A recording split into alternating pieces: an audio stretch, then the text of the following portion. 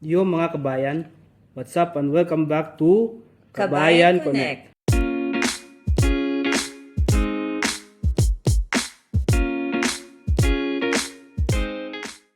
Ako si Jasper, your resident digital tito na Gen Z, checking in from Dubai. And I'm Danica. We're celebrating National Children's Month this November. And real talk, today's topic is no joke. We're diving into OSAEC, online sexual abuse or exploitation of children, and CSAEM, child sexual abuse or exploitation materials. Heavy, yes, but super important. FR guys, it's 2025 and kids are not just growing up on playgrounds anymore. They're growing up online. That means the danger can literally be one click away.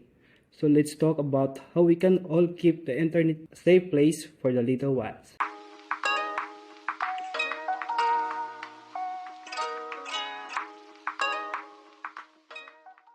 Alright, so what is OSAEC exactly? It's when kids are tricked or forced to send pics or videos online. Sometimes for money, sometimes because someone made them feel special. And CSAEM is the content that shows that abuse. It is not just online stuff. It is a crime. Each file means a real child was hurt. That's why we don't say leak or scandal. We say exploitation. Most cases happen in private DMs or apps that look wholesome. Kaya awareness is key. If we don't talk about it, we can't stop it.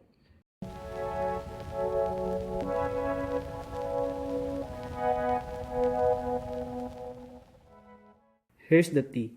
These are some warning signs you can ignore. 1. Kids who act super secretive about their phones or chats. 2. Sudden new gadgets or money na di mo alam saan galing. 3. Big mood swings from happy to withdrawn real quick. And sadly, it's not always strangers. Sometimes it's people they trust.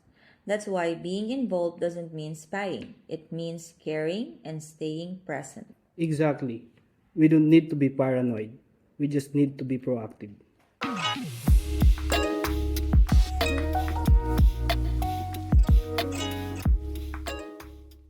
Parents, ate, kuya, guardians, listen up. Kids don't need police. They need a partner. Guide them on how to surf safely without killing their curiosity. Yep. Instead of don't use your phone, try let's check together. Show them how to spot fake accounts, set private settings, and say no to send pics messages. And please, stop posting kids' photos publicly without permission. Respect their privacy before anyone else breaks it. Facts. Respect is the real antivirus.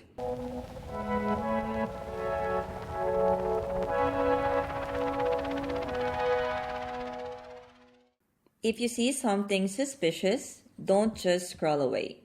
In the Philippines, report OSAEC or CSAEM to the DOJ, IACAT, DSWD, or cybertipline.ph.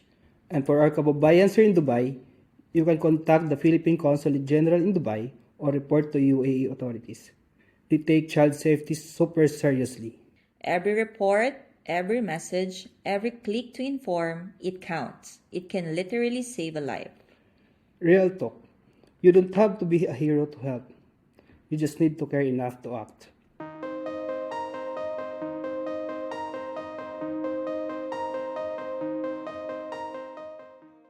National Children's Month is all about giving kids space to dream and grow without fear. Let's make the internet a safe place for them, not a predator's playground. So kabayan, next time you're online, think before you click. Share with care and use your platform to protect, not to harm.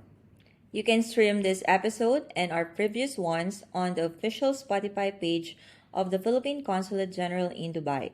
Send it to your group chats and family GCs. Awareness is the best armor. See you sa next episode ng Kabayan Connect. Ito si Jasper. At si Danica, laging konektado, laging kabayan, click safe, grow brave.